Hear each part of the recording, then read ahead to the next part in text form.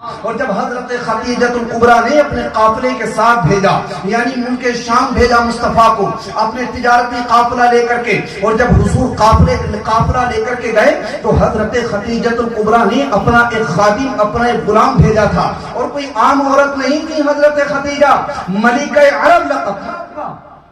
ملکہ عرب یعنی عرب کی ملکہ، بہت بڑی تاجرہ تھی، بہت بڑی بزنس مین تھی، 20 نوکرانیاں آپ کے گھروں میں کام کیا کرتی تھی، بہت زیادہ خادم آپ کے گھر میں کام کرتے تھے۔ جب حضرت خدیجہ الکبریٰ نے مصطفیٰ کو بھیجا اپنے سامان کو لے کر کے تجارت کی غرض سے ملک شام میں، اور ساتھ میں ایک خادم بھیجے حضرت خدیجہ نے، اور خادم سے کہا تم پیغمبر اعظم اس وقت میں اعلان نبوت نہیں کیا تھا، 25 سال کی عمر شریف تھی، کہا تم آخری پیغمبر کے ساتھ جاؤ اور جا کر کے ان کی خدمت کرتے رہنا، ان کے ساتھ میں رہنا، جیسے جیسے کہیں اس کو مانتے رہنا۔ وہ ساتھ میں گئے، اور جب اللہ کے نبی علیہ الصلوۃ والتسلیم ملک شام کے اندر پہنچے، اور جب بازار لگا وہاں پر، منڈی لگی وہاں پر تجارت کی، سب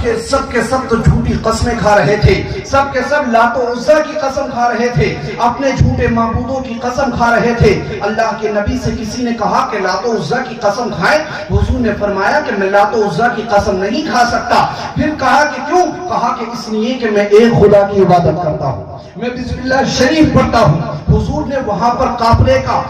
سارا سامان بیچا، اور سامان بیچ کر کے جب اللہ کے نبی واپس آئے، اور جب حضرت خدیجہ الکبریٰ نے جو خادم ساتھ میں بھیجے تھے اس خادم سے کہا کہ بتاؤ تم ساتھ میں گئے تھے، خدمت کی ہے نہیں کی تم نے آخری پیغمبر کی؟ تو وہ خادم مسکرا کر کے کہنے لگے، بولے کہ ملکہ عرب تم میری خدمت کی بات کرتی ہو، میں نے تو سسٹم یہ دیکھا، آپ نے تو مجھے ان کی خدمت کے لیے بھیجا تھا، لیکن میں نے تو ان کا حال اور ان کا سسٹم اور ان کا کردار کتنا بلند و بالا دیکھا۔ وہ مصطفیٰ، وہ محمد عربی خود تو بعد میں کھا رہے تھے اور مجھے پہلے کھلا رہے تھے۔ کہا میں نے دیکھا سفر کے اندر اگر کوئی پریشانی آتی تھی تو وہ میرے لیے آسانی فرما دیا کرتے تھے، کہا خود بعد میں پیتے تھے، مجھے پہلے پلا دیا کرتے تھے۔ اور کہا میں نے تو سسٹم یہ دیکھا کہ راستے کے اندر جب ہم سفر کر رہے تھے تو سارے لوگوں کے اوپر تو دھوپ آ رہی تھی، لیکن اس پیغمبر کے اوپر آسمان کے بادل سایہ کر رہے تھے، سبحان اللہ۔ کہا ان کا کردار اتنا بلند و بالا ہے